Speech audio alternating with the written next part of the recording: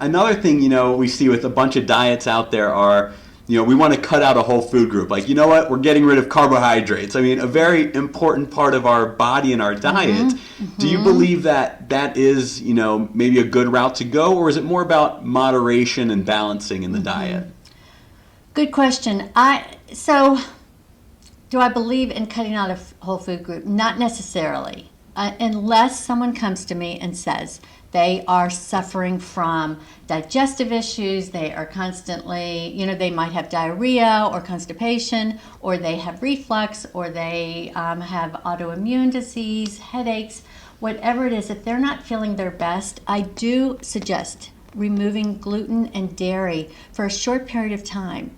And so we eliminate that and then assess how they are feeling with those foods eliminated from their diet.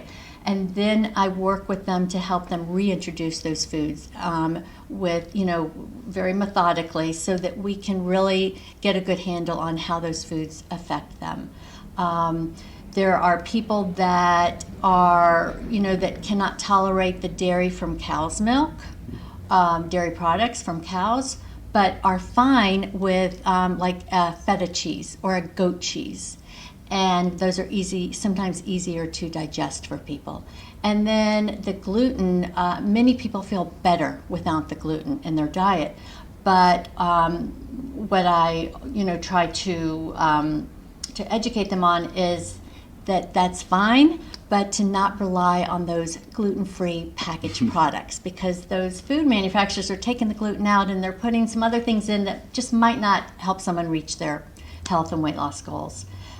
If someone is, if someone is not, doesn't have celiac disease, or they're not gluten intolerant, going gluten-free might not necessarily be the best thing for them. I would probably not have a problem if they have no issues with gluten, with them having more whole grains.